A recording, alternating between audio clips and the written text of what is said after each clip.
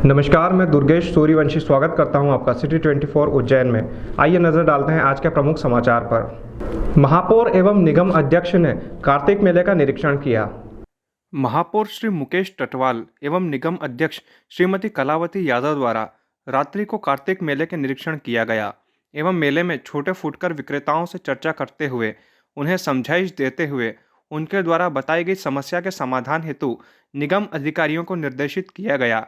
आपने कहा कि मेले में दुकानें आवंटन के पश्चात व्यवस्थित रूप से लग गई है, किंतु अभी तक कुछ दुकानें नहीं लग सकी है। उन व्यवसायियों को तत्काल दुकान आरंभ करने हेतु कहा जाए। बीच सड़क पर कोई भी व्यवसायी अपना व्यवसाय नहीं करें। साथ ही ठेले, आइसक्रीम स्टॉल एवं खान पान संबंधी वाहनों को मेला क्षेत्र से बाहर रखे जाए। कार्तिक मेले का अवलोकन किया है, क्या क्या निर्देश दिए? जय श्री महाकाल। हमारा कार्तिक मेला प्रारंभ हो चुका है। कार्तिक मेले की सारी व्यवस्थाएं देखी है। अभी आने वाले समय में यहाँ पे अखिल भारतीय कवि सम्मेलन होने वाला है। सांस्कृतिक कार्यक्रम रोज़ यहाँ पर होने वाले चल रहे हैं। साथ ही बॉडी बिल्डिंग प्रतियोगिता होने वाली है, कबड्डी की प्रतियोगिताएं होने वाली है। और इस मेले के आनंद उठाने के लिए शहरवासी और ग्रामीण जन यहाँ पर बड़ी संख्या में आ रहे हैं। मेरा हमारे सारे शहरवासियों से भी अनुरोध है कि कार्तिक मेला आकर के देखें। कार्तिक मेला प्रारंभ हो चुका है। जय श्री महाकाल।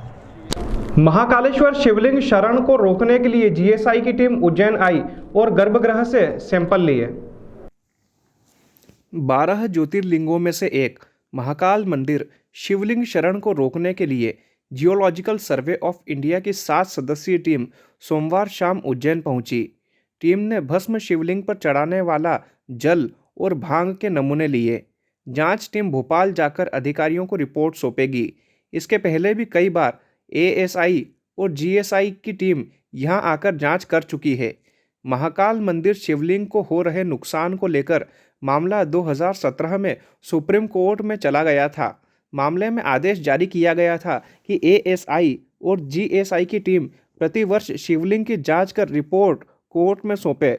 सोमवार को 7 सदस्यीय दल ने मंदिर पहुंचकर शिवलिंग की स्थिति का आकलन किया। टीम ने शिवलिंग पर चढ़ाई गई सामग्री और जल का सैंपल लिया। लेबोरेटरी में टेस्टिंग के बाद रिपोर्ट जीएसआई के अधिकारियों को सौंपी जाएगी। जीएसआई के भोपाल ऑफिस से आए डायरेक्टर आरएस शर्मा समेत 7 लोगों के दल ने सुबह से मंदिर में अलग अलग सैंपल लेना शुरू किए थे। इसमें भस्म, आरओ वाटर, भांग, श्रृंगार और पूजन के बाद चेंबर में निकलने वाले पानी के नमूने लिए।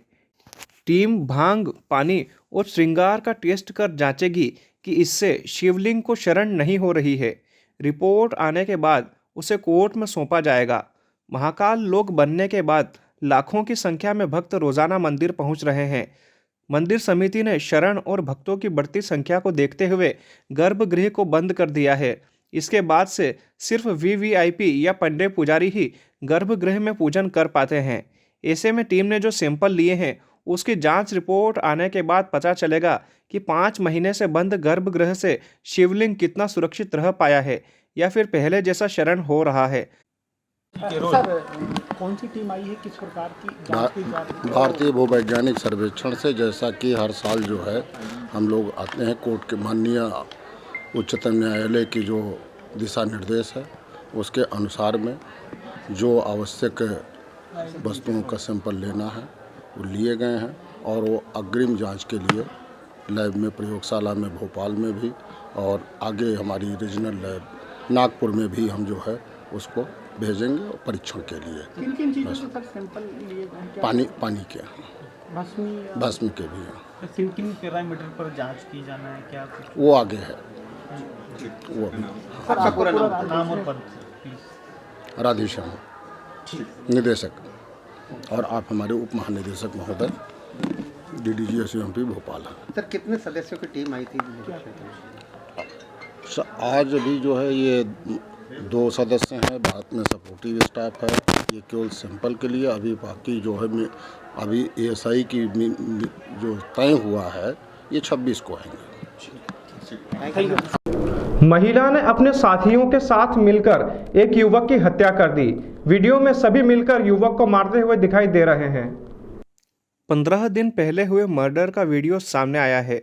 महिला और उसके साथी युवक पर डंडे और सरिये से लेकर टूट पड़े हैं। हमले से युवक जमीन पर गिर पड़ा। लेकिन आरोपी उसे बेदम होने तक पीटते रहे। युवक को अस्पताल भी ले जाया गया था। रास्ते में ही उसने दम तोड़ दिया था। घटना बड़नगर में 3 दिसंबर की रात 9 बजे की है। यहाँ खोब चौक में रंजिश को लेकर जुगार राठौर उम्र 28 वर्ष की राजा उर्फ कालिया, प्रियांक डोरिया, मनोज श्रवण और 3-4 अन्य साथियों से लाठी डंडे के द्वारा पीट दिया गया। बाइक में भी तोड़फोड़ की गई। जुगार अपने दोस्त रामेश्वर माली के साथ खोब दरवाजा स्थित शराब दुकान पहुंचा था। तभी आरोपियों ने दोनों को घेर लिया था। हमले में रामेश्वर को भी चोट आई थी। गंभीर हालत में जुगार को बड़नगर से उज्जैन जिला अस्पताल रेफर किया गया था। यहां पहुंचने से पहले ही उसकी मौत हो गई थी। ये मूलतः 3 दिसंबर की घटना है, जिसका वीडियो कल से वायरल हो रहा है। इसमें हम लोगों ने तत्काल पीड़ित पक्ष की ओर से एफआईआर पंजीबद्ध की थी। इसमें मेडिकल रिपोर्ट उपरांत 302 आईपीसी का इजाफा किया गया था और 3 आरोपी इसमें गिरफ्तार किए गए हैं। 3 अन्य की तलाश है। वीडियो आने के बाद इसमें पीड़ित पक्ष की ओर से आवेदन भी दिया गया है, जिसमें हम जो वीडियो में हैं उन लोगों की पहचान कर रहे हैं। एक इसमें महिला भी दिखाई दे रही है। इसका महिला की पहचान करके हम लोग इसमें जैसे ही साक्ष्य इसमें मिलते हैं, हम लोग सभी को इसमें आरोपी बनाएंगे। क्या मामला है? 2 आपसी परिचित लोग थे। इनका 3 तारीख को एक विवाद हुआ था। आपस कुछ कहासुनी की बात हो गई थी, जिसमें एक विवाद बढ़ते बढ़ते इस घटनाक्रम पे आ गया था। तो इसमें हम लोगों ने, पुलिस ने तत्काल त्वरित एक्शन लेते हुए तुरंत एफआईआर पंजीबद्ध की और उसमें इन्वेस्टिगेशन शुरू कर दिया गया। मध्य प्रदेश कांग्रेस कमेटी के अध्यक्ष जीतू पटवारी उज्जैन आए और बाबा महाकालेश्वर के दर्शन किए। मध्य प्रदेश कांग्रेस कमेटी के अध्यक्ष जीतू पटवारी ने आज बाबा महाकाल के दर्शन किए। इस दौरान बातचीत में उन्होंने कहा कि कांग्रेस अगले माह पूरे प्रदेश में सरकार के खिलाफ वादा निभाओ आंदोलन छेड़ेगी। मध्य प्रदेश कांग्रेस कमेटी के नवनियुक्त अध्यक्ष और पूर्व मंत्री जीतू पटवारी ने आज भोपाल में पदभार ग्रहण करने से पहले बाबा महाकाल के दरबार में पहुंचकर आशीर्वाद लिया। उन्होंने गर्भगृह के बाहर से भगवान महाकाल के दर्शन पूजन अर्चन किया। इसके बाद उन्होंने मीडिया के साथ बातचीत में कहा कि भाजपा ने चुनाव से पहले कई वादे किए थे। यह वादे जल्दी पूरे किए जाने चाहिए, अन्यथा कांग्रेस पार्टी जनवरी माह में पूरे प्रदेश में वादा निभाओ आंदोलन छेड़ेगी। आपने मध्य प्रदेश विधानसभा से पंडित जवाहरलाल नेहरू की तस्वीर हटाए जाने की निंदा करते हुए कहा कि भाजपा नफरत की राजनीति कर रही है। चलो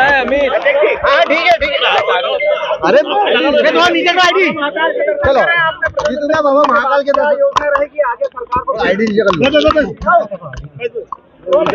बाबा आईडी नीचे कर लो सब। महाकाल की नगरी से गणना चालू। भगवान महाकाल का प्रताप पूरी सृष्टि पे है, पूरे ब्रह्मांड पे है, जीव मात्र पे है, सृष्टि मात्र पे, प्रकृति मात्र पे। बहुत सौभाग्य का विषय है कि इस बार मुख्यमंत्री महाकाल की इस पावन धरती से बने। भारतीय जनता पार्टी ने जो जनता के सामने अपनी बातें कही, वचन दिए, मोदी की गारंटियां दी। सबसे महत्वपूर्ण, बहनों से शिवराज भैया ने कहा 3000 रुपया आपको खाते में डालेगा चुनाव बाद तुम्हारा शिव भैया मामा। मैं भैया हूं, मेरी बहनों के खातों में 3000 डालूंगा।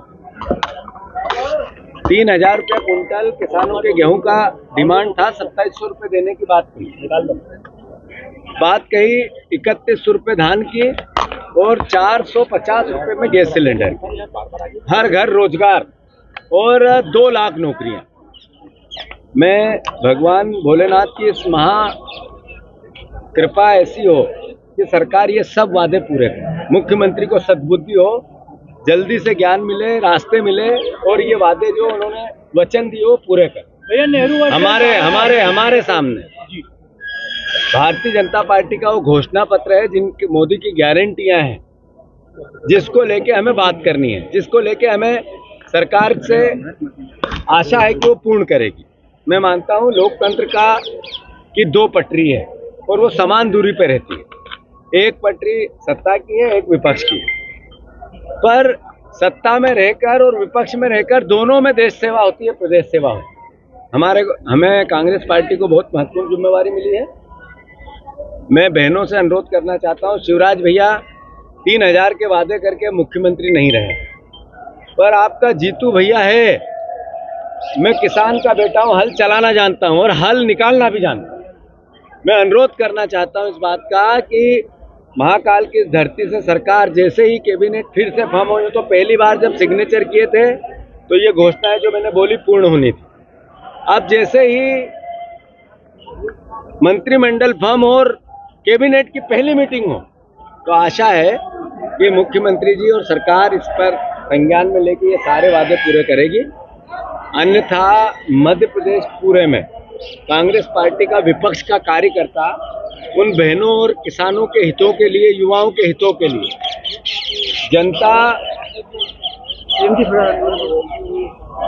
जन भावनाओं का ध्यान रखते हुए, जनता के हितों की रक्षा करते हुए पूरे मध्य प्रदेश में ऐसी वादा निभाओ या जन भावनाओं के अनुरूप सड़क पर आकर सरकार को मजबूर करेगी इस बात को लेकर, और पूरे प्रदेश में जनसभाएं करें। सबसे पहले हम भोपाल में करेंगे,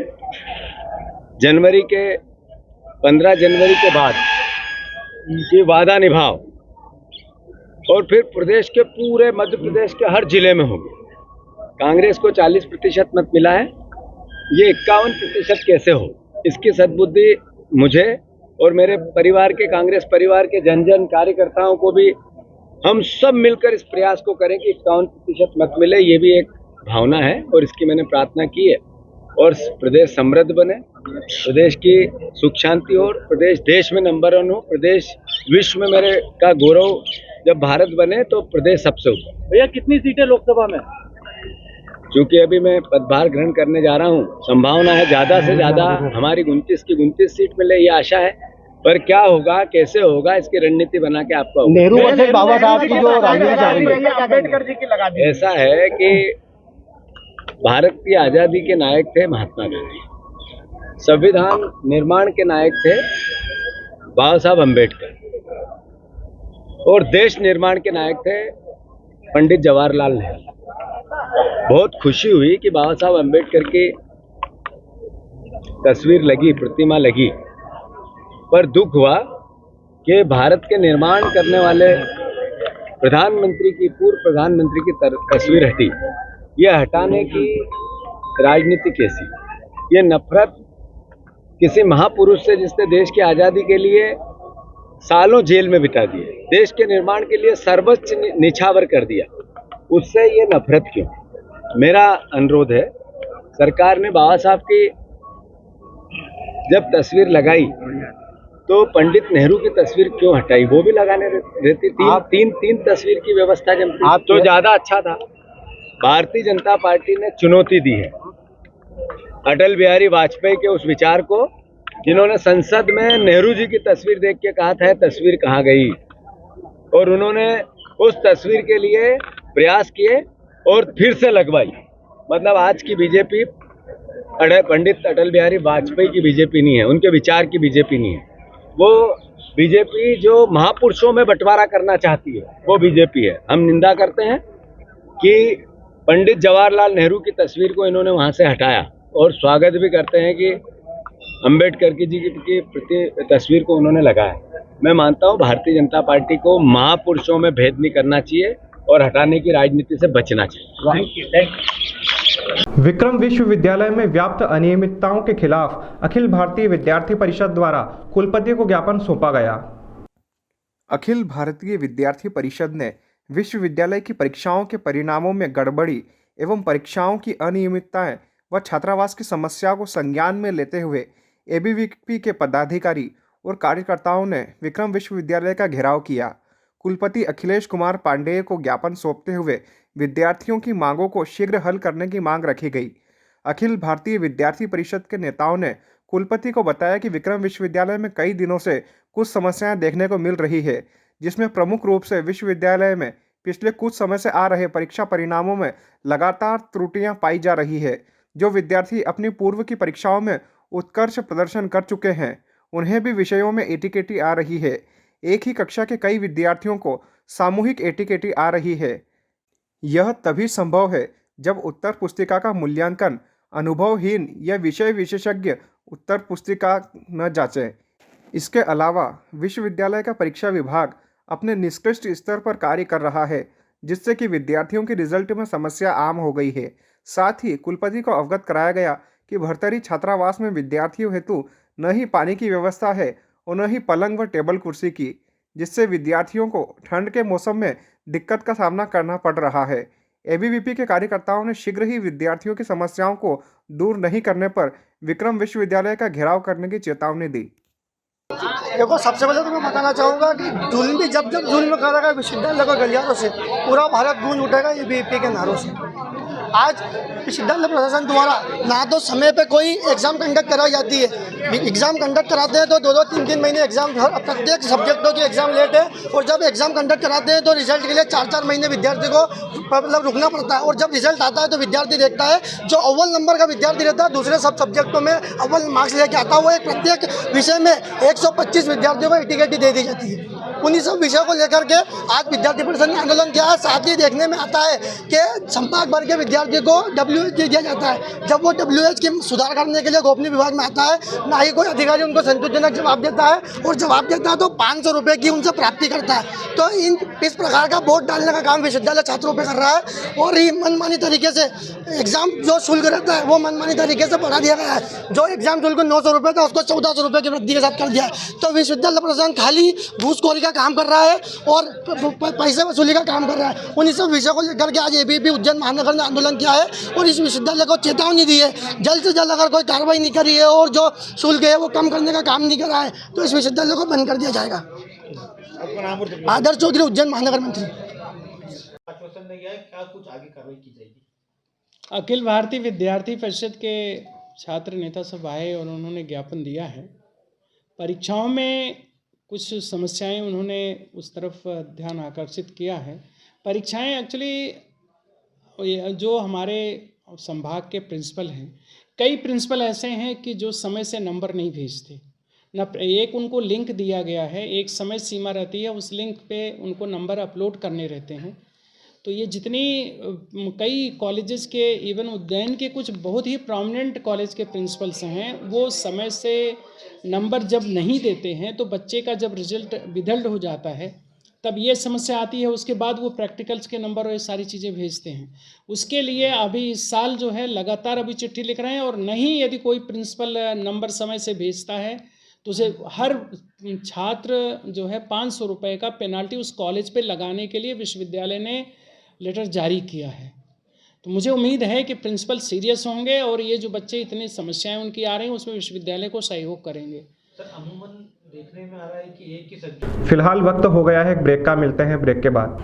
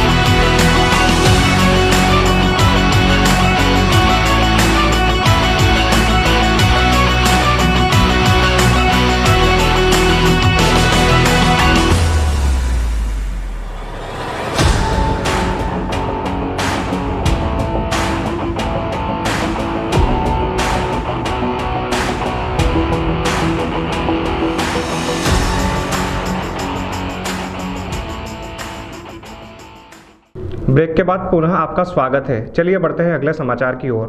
केडी गेट से इमली तिराहा तक के रहवासियों ने 4 करोड़ रुपए की लागत से बनने वाली सेंट्रल लाइट के लिए मुख्यमंत्री का आभार व्यक्त किया।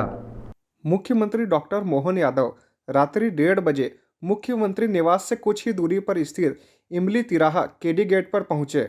उन्होंने कुछ समय पहले हुए सड़क चौड़ीकरण की समस्या से जूझ रहे क्षेत्रवासियों की चिंता को लेकर जिला कलेक्टर, नगर निगम कमिश्नर व महापौर से बातचीत करते हुए कहा कि स्ट्रीट लाइट के पोल को सेंटर में लगाया जाए, जिससे मकानों को बार बार न तोड़ना पड़े।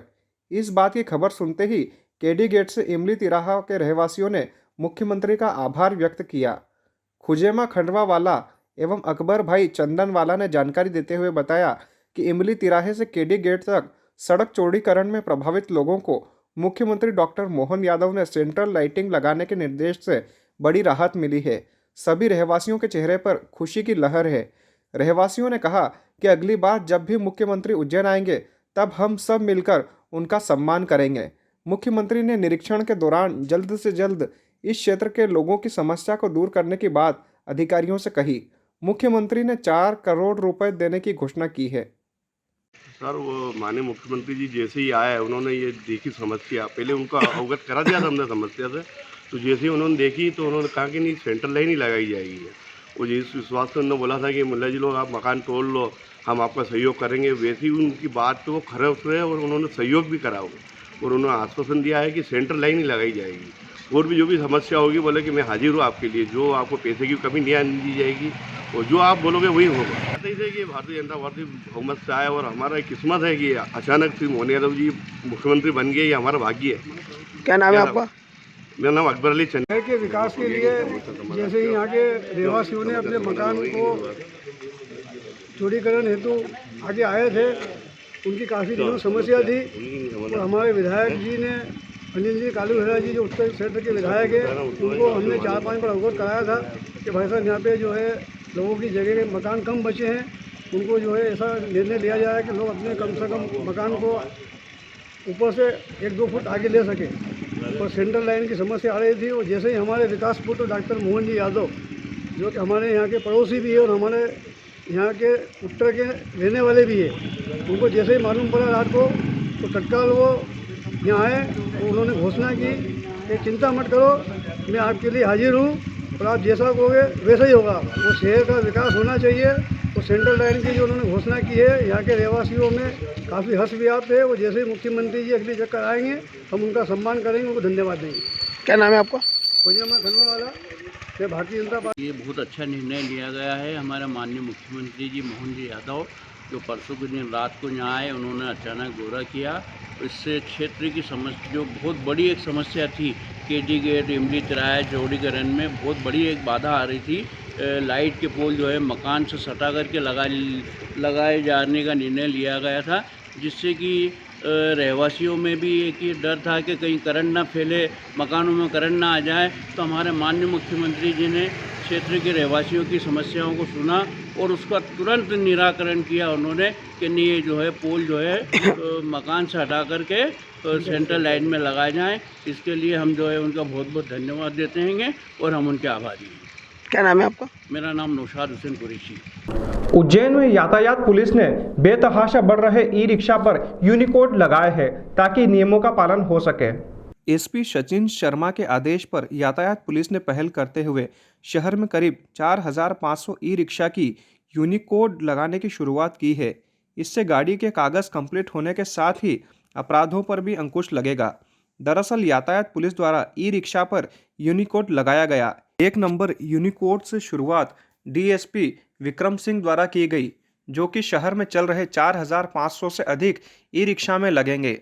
यातायात डीएसपी ने जानकारी देते हुए बताया कि बाहर से आने वाले श्रद्धालुओं को कई बार दिक्कतों का सामना करना पड़ता था। कई बार यात्रियों की सामान गाड़ी में छूट जाता था, लेकिन अब यूनिकोड लगने से आसानी के साथ ई रिक्शा की पहचान हो सकेगी। जिन ई रिक्शा चालकों के कागज़ कंप्लीट है, चालकों के पास लाइसेंस है, उन्हीं को यूनिकोड उपलब्ध कराया जा रहा है। इसके कागज़ इनकम्प्लीट है, उनके खिलाफ चालानी कार्यवाही की जा रही है। बता दें कि यूनिकोड से कई हद तक ई रिक्शा के माध्यम से होने वाले अपराध पर अंकुश लगाया जा सकता है। हाईटेक तरीके से नेम प्लेट्स लगाई जा रही है, उनको दिशा निर्देश भी दिए जा रहे हैं। किस प्रकार उनको दिशा निर्देश? उनको दिशा निर्देश ये दिए जा रहे हैं कि अपने यहाँ ऑटो और ई रिक्शा लगभग 4,500 हज़ार हो चुके हैं जिनका रजिस्ट्रेशन है। कुछ हो सकता है कि विदाउट रजिस्ट्रेशन भी घूम रहे हों। तो अपने यहाँ देश के भिन्न भिन्न क्षेत्रों से महाकाल लोक होने की वजह से दिन और रात में भी बहुत सारे श्रद्धालुगण आते हैं जो ई रिक्शा का उपयोग करते हैं। इन पर यूनिकोड नंबर ना होने की वजह से पब्लिक में श्रद्धालुगणों में भय का वातावरण रहता है। किसी का सामान छूट जाता है, किसी के साथ छेड़छाड़ी की घटना होती है। विगत 1.5-2 महीने पहले अपने उज्जैन शहर में एक ऑटो रिक्शा को इसी यूनिक कोड होने की वजह से उसको ट्रेस किया गया था। तो इससे होने की वजह से ये लोग जो दुर्घटना होती है उससे निजात मिलेगी। और दूसरा इसी के सहारे इनके कागज़ भी कंप्लीट हो जाएंगे। जिनके पास लाइसेंस नहीं है वो लाइसेंस बनवा लेंगे, क्योंकि जिनके कागज़ कंप्लीट नहीं है, जिनके पास लाइसेंस नहीं है और जिनके गाड़ी पर नंबर नहीं, उनका यूनिकोड नहीं दे रहे हैं, तो वो अलग से पहचान में आएगा। जिसकी गाड़ी में यूनिकोड नहीं होगा तो ये कैसे घूम रहा है बिना यूनिकोड के, नई गाड़ी है क्या उसके पास कागज़ नहीं है। तो ये एक हम लोगों के लिए बहुत अच्छी पहल है। सर, इसमें जो श्रद्धालु से जो कैंडिडेट आप लोग बिल्कुल हमने लिस्ट लगा दी है कि प्रथम वो उनके ऊपर किराए सूची लगा दी और आरटीओ से और उनसे नवीनीकरण वाली सूची उनसे प्राप्त करके इनको सूचित कर दिया जाएगा। और इनको हम समय समय पर ट्रेनिंग भी देते रहेंगे। ऑटो हैं, ई रिक्शा वाले, इनको वर्दी पहनिए, नेम प्लेट लगाइए, गलत जगह पर पार्किंग ना करें, झुंड बना के पार्किंग ना करें, है ना, सवारियों से ज़्यादा पैसे न लें, उनसे बदतमीजी ना करें। तो ये सब चीज़ें इनको आना चाहिए। जो बिना लाइसेंस के चले क्या उनकी जब्ती की जाएगी? बिल्कुल उनके खिलाफ जब्ती कार्रवाई की जाएगी। अभी हम पहले यूनिकोड इनको 2, 4, 6, 8 दिन में इनको यूनिकोड पूरे सब देने के बाद जो भी होगी तो उनके धरपकड़ करेंगे। और मेरे ख्याल से जिनके पास नहीं है तो वो अलग ही पहचान में आ जाएगा। जैसे जिनके यूनिकोड नहीं होगा या तो उसने कुछ ना कुछ कागज़ में कमी होगी, तो उसी हिसाब से फिर हम लोग कार्रवाई चिन्हित करें कितने ई रिक्शा को यूनिकोड बांटे जाएंगे? अभी आज की 20 हम लोगों ने अभी दिए हैं और फिर ये मुहिम लगातार जारी रहेगी। रेलवे स्टेशन, बस स्टैंड और मीडिया के माध्यम से मैं अनुरोध करूंगा कि आप इनको बताएं कि ज़्यादा से ज़्यादा आकर ये जल्दी से जल्दी ये लोग कर लेंगे। फिर क्या कार्रवाई होगी, फिर असुविधा होगी इन लोगों को। यूनिकोड सिंपल तरीके से लगाया जा रहा है क्या? इसमें बारकोड दिया गया है? क्योंकि इस तरीके जो रेडी है अभी फ़िलहाल बारकोड वाला तो नहीं है हमारे रजिस्टर में। जिन ड्राइवर का, चालक का, मालिक का वाहन नंबर, उनका आधार कार्ड, मोबाइल नंबर, उनका फ़ोटो और साइन लिए जा रहे हैं। उसी हिसाब से उनकी पहचान हो पाएगी। कलेक्टर ने अधिकारियों की बैठक लेकर विकसित भारत संकल्प यात्रा के कार्यक्रमों में उपस्थिति सुनिश्चित करने हेतु निर्देश दिए। कलेक्टर कुमार पुरुषोत्तम ने समयावधि पत्रों की समीक्षा बैठक लेते हुए जिला अधिकारियों को निर्देश दिए कि सरकार की प्राथमिकता वाली विकसित भारत संकल्प यात्रा के कार्यक्रमों में अनिवार्य रूप से उपस्थित होना सुनिश्चित करें। शिविरों को प्राथमिकता देकर अपने अपने विभागों, योजनाओं एवं भारत सरकार की प्रमुखता वाली योजनाओं का व्यापक प्रचार प्रसार कर पात्र हितग्राहियों को लाभ दिलवाया जाना सुनिश्चित करें। शिविर में अधिक से अधिक संख्या में ग्रामीणों को जोड़ा जाए। इसके लिए एक दिन पूर्व मुनादी प्रचार प्रसार करवाया जाए ताकि अधिक से अधिक संख्या में कार्यक्रम में जनता जुड़ सके। विकसित भारत संकल्प का फीडबैक जिले में ही ठीक हो, इस पर विशेष ध्यान दिया जाए। कलेक्टर ने अधिकारियों को निर्देश दिए कि अपनी अपनी जवाबदारी का निर्वहन सही ढंग से करें एवं जो जिम्मेदारियां दी जा रही है उसे सही ढंग से पूरा करते हुए बेहतर किए जाने का प्रयास करें। सरकारी काम में और बेहतर कैसे हो यह सुनिश्चित किया जाए।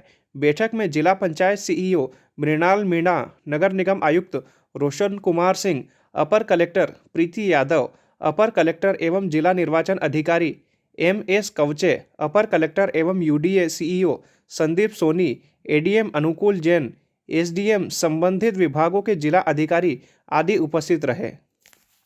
उज्जैन ज्योतिष सम्मेलन में आए मुकेश शास्त्री ने 1 वर्ष पूर्व ही 3 राज्यों में बीजेपी की सरकार बनने की भविष्यवाणी की थी। उज्जैन में इन दिनों ज्योतिष सम्मेलन चल रहा है, जिसमें भाग लेने के लिए कई विद्वान ज्योतिष उज्जैन आए हुए हैं। इसमें से जयपुर से आए पंडित मुकेश शास्त्री कुछ खास है। वो इसलिए कि कुछ समय पहले जब सभी चैनल और अखबार पंडित ज्योतिषी आदि राजस्थान में कांग्रेस की सरकार दोबारा बनने, मध्य प्रदेश में कांग्रेस की वापसी और छत्तीसगढ़ में भूपेश बघेल की सरकार बनने की बात कर रहे थे, तब करीब साल भर पहले उज्जैन आए मुकेश शास्त्री ने तीनों राज्यों में बीजेपी की सरकार बनने और उज्जैन के डॉक्टर मोहन यादव के उच्च पद प्राप्त करने की बात मीडिया में कही थी। तब से दोबारा उज्जैन आए तो उनकी सभी भविष्यवाणी पूरी हो चुकी है। मुकेश शास्त्री जी ने अब दोबारा अपनी भविष्यवाणी को लेकर बताया है कि यह बात किस आधार पर बोली गई थी और इसके पीछे क्या रीज़न थे। क्या मानते हैं आप? देखिए, मध्य प्रदेश की जनता को माननीय श्री मुख्यमंत्री मोहन यादव जी के इस सम्मान पूर्वक मुख्यमंत्री पद पर पदासीन होने की आप सभी को बहुत बहुत बधाई। आप सभी दर्शकों को बहुत बहुत बधाई।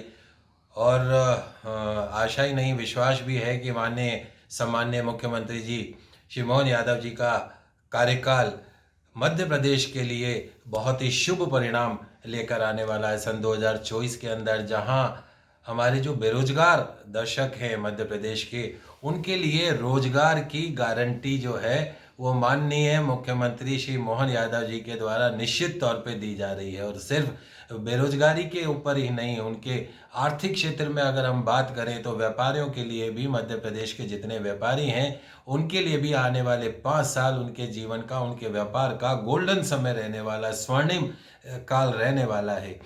और अगर हम खेती के, किसान के लिहाज से काम करें, आदिवासी के लिहाज से अगर हम बात करें, तो माननीय मुख्यमंत्री जी श्री मोहन यादव जी का अगले 5 वर्ष का जो कार्यकाल है, निश्चित तौर पर समाज के हर वर्ग के अंदर विकास की सीढ़ियां चढ़ते हुए दिखाई दे रही है, इसमें कतई कोई दो राय नहीं है।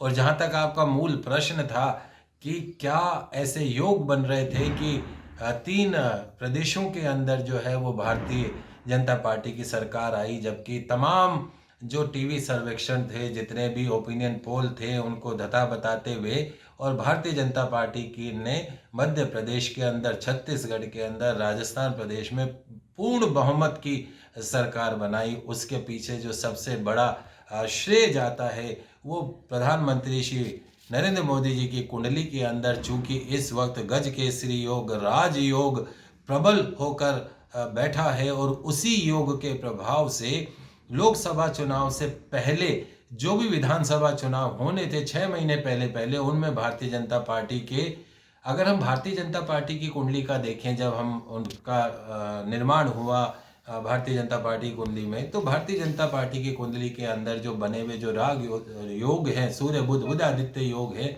वो ये योग बताता था कि भारतीय जनता पार्टी जो है निश्चित तौर पर पूरे देश के अंदर जो है उसका परचम लहराता हुआ दिखाई दे रहा है। तो हमारे प्रेडिक्शन की यही कुछ मूल बातें रहीं और महाकाल के आशीर्वाद से उज्जैन की नगरी के एक सेवक को जो है वो राज करने का मौका मिला है और हम सब आशा करते हैं कि वो उस जिम्मेदारी को बहुत अच्छे से निभाएंगे और देश विदेश के हर वर्ग के लिए, हर जाति के लिए। आपने देखा होगा हमारे जो माननीय मुख्यमंत्री जी हैं, उनके चेहरे की जो मुस्कुराहट रहती है, वो मुस्कुराहट सब कुछ बोल देती है। कहते हैं कि जो आदमी पॉजिटिव होता है वो हंसता है, मुस्कुराता है, और जो हंसता है, मुस्कुराता है, उसके सामने किसी भी तरह की कभी कोई समस्या आती नहीं है। तो हमारा पूरा आशीर्वाद जो है वो माननीय मुख्यमंत्री जी श्री मोहन यादव जी के साथ है। आप सभी मध्य प्रदेश की जनता को आने वाले शुभ समय की, गोल्डन समय की अग्रिम शुभकामनाएं एवं बधाई। Thank you. Roshni fashion lifestyle द्वारा 2 दिवसीय एग्जीबिशन का आयोजन किया जा रहा है, जिसमें आकर्षक गिफ्ट के साथ में स्टॉल भी लगाए गए हैं। विगत 11 वर्षों से लगातार शहर में रोशनी फैशन लाइफस्टाइल एग्जीबिशन शहरवासियों के लिए अपनी एग्जीबिशन लेकर आता रहा है। उसी कड़ी में इस वर्ष भी 2 दिवसीय एग्जीबिशन लाए हैं होटल अबिका डिलाइट में। वीडी क्लॉथ मार्केट पर 19 और 20 दिसंबर को सुबह 11 बजे से रात्रि 10 बजे तक, जहां पर एक ही छत के नीचे भारत के अनेक प्रांतों जैसे महाराष्ट्र, उत्तर प्रदेश, पंजाब, राजस्थान आदि राज्यों के कलाकारों ने यहां पर अपने स्टॉल लगाए हैं, जिसमें काफ़ी कम दामों पर डिज़ाइनर साड़ियां, लहंगे, suit, jewellery, winter wear, handbag, home decoration, footwear, gift items, craft, herbal product बहुत सारी वैरायटी में उपलब्ध है। एग्जीबिशन का उद्घाटन उज्जैन शहर की प्रसिद्ध ब्यूटिशियन सोनिया सहगल, डॉक्टर गायत्री अटल, पूर्व महापौर मीना जोलवान के द्वारा किया गया।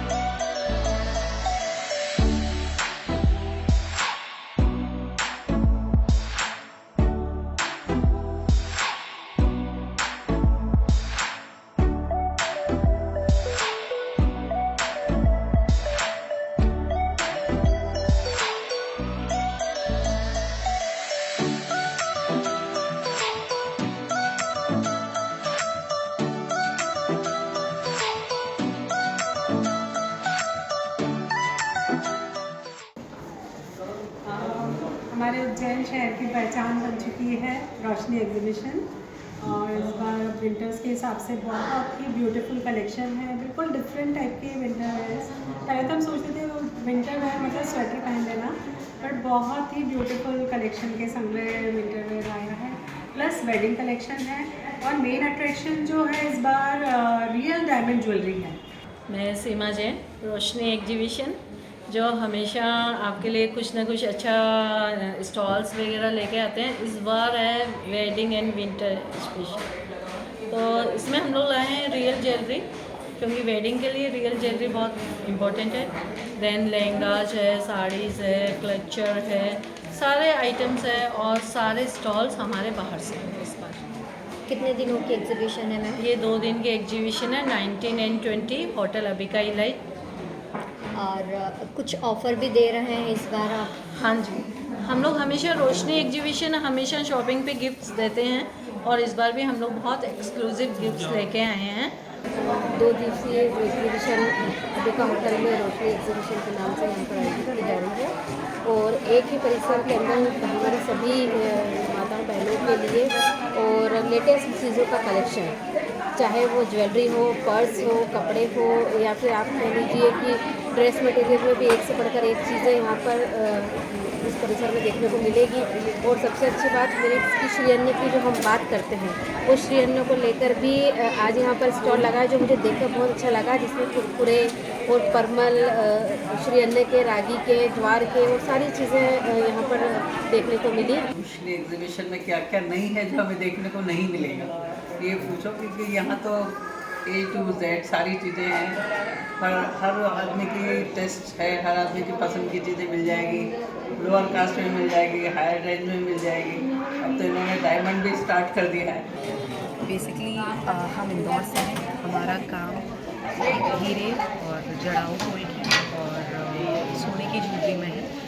एंड हमारी कोशिश हमेशा ये रहती है कि सबसे यूनिक और एक्सक्लूसिव डिज़ाइंस हम पेश करें। इनफैक्ट हमारे कस्टमर्स भी हमारे से इसलिए जुड़े रहते हैं क्योंकि हमारे पास जो कलेक्शन मिलता है वो रेस्ट ऑफ द सिटी में नहीं। आज के अंक में फ़िलहाल इतना ही। अगले अंक में फिर मुलाकात होगी, तब तक के लिए नमस्कार।